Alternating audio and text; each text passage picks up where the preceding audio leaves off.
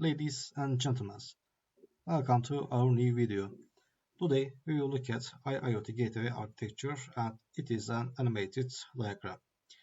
So we begin on the far left where physical processes generate signals. PLC systems sit closest to machinery, you can see here. And these controls execute ladder logic or function blocks in tight scan cycles, sometimes every 10 milliseconds. And that timing is non-negotiable because motors, valves, and actuators respond directly to those outputs. Any delay here becomes mechanical stress or downtime. And right below, IoT sensors capture environmental and mechanical measurements like temperature, vibration, and pressure. These sensors often rely on lightweight messaging because many run on batteries or constrained radios. And moving forward, VFDs and drives regulate motor speed and torque. They receive commands that must remain deterministic, otherwise rotational instability shows up immediately, and robots add yet another layer of complexity. A six-axis arm generates position, torque, and velocity data continuously while executing synchronized motion instructions. And there, SCADA systems sit locally so operators can interact with the process even if external connectivity disappears. And there, RTUs and meters track energy flow and consumption, which later feeds efficiency and cost analysis. Okay, now our attention shifts to the gateway itself here. This hardware layer defines what is computationally possible, and ARM Cortex A72 platforms focus on low power operation at scale. Intel Atom here processors balance performance and compatibility with x86 software stacks. NVIDIA Jetson platforms exist here specifically because some workloads require GPU acceleration for inference. Okay, and their memory determines how many services run concurrently, while local SSD storage absorbs bursts of data when upstream links are slow or unavailable. And directly above hardware, the operating system sets execution behavior. Ubuntu long-term support provides stability across years of development. A real-time preempt kernel reduces scheduling latency, which is important when analytics and protocol handling run side by side. Okay, and their containers isolate workloads, so misbehaving service doesn't impact control paths. Kubernetes orchestrates those containers, restarting services automatically and distributing workloads across available resources. And the protocol adapters, this section acts as a translation layer. Industrial environments rarely standardize on one protocol, and Modbus devices expect polling. OPCUA exposes structured data models, and BACnet focuses on building automation here, and DNP3 emphasizes reliability over unreliable links. The gateway absorbs all of these and converts them into a unified internal representation, and that normalization step prevents downstream systems from carrying industrial protocol complexity.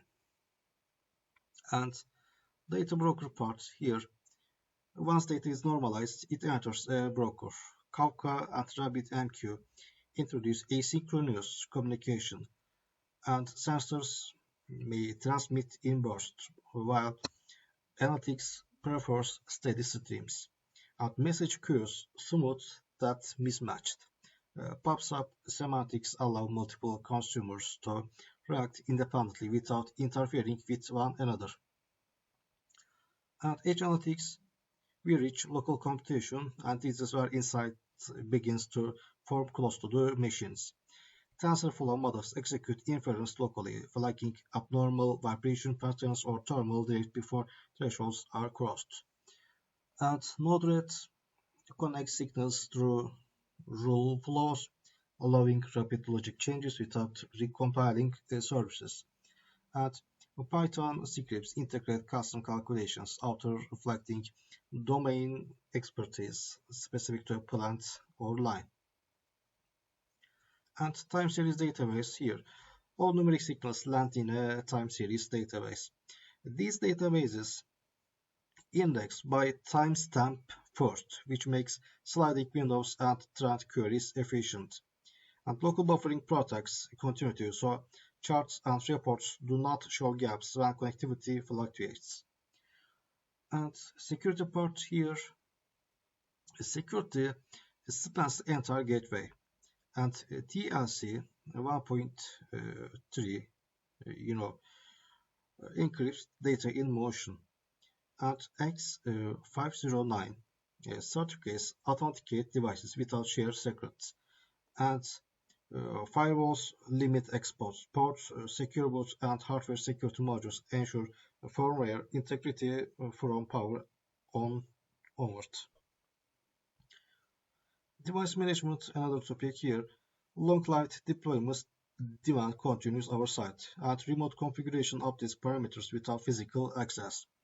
Health monitors track CPU load, memory pressure, and disk usage. Alerts surface deviations early, and logging pipelines preserve operational context for later analysis. And here, cloud connectivity. And here, with safeguards in place, data flows upward.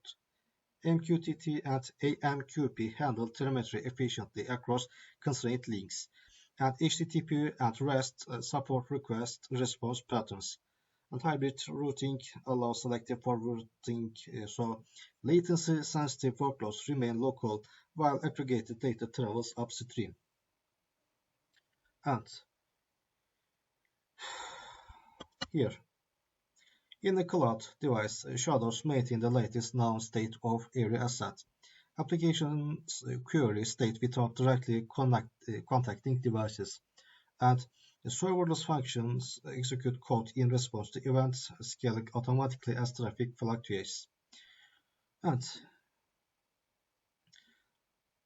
here, long-term storage separates concerns. Object storage handles massive historical archives. Relational databases support structure queries, and the document databases store semi-structured records, and data lakes retain raw events for future modeling and audits. And Analytics and BI analytical engines transform raw telemetry into operational metrics, uh, as you can guess. Aggregations run continuously, so decision makers see current performance rather than delayed reports. And these systems connect operational data with business context. And visualization parts, dashboards render metrics into visual form. And operators watch live trends for early warning signs, and historical views support root cause analysis and planning. And AI and ML platform here. Centralized training environments refine models using accumulated data, and once trained, models deploy back to the gateways, closing the feedback loop between observation and action. And stream processing here, real-time processors examine event streams at scale, and collisions across thousands of devices trigger alerts that single measurements cannot reveal. And ERP, SAP, Oracle, and other ERPs. Here, operational data integrates with enterprise planning systems.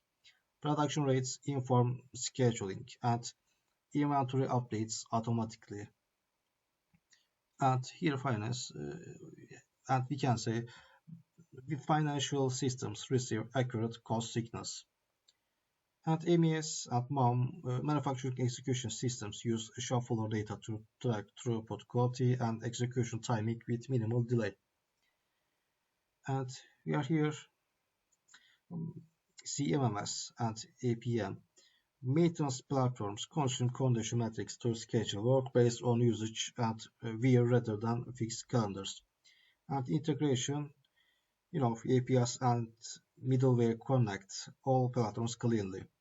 Loose coupling keeps systems independent while enabling data exchange.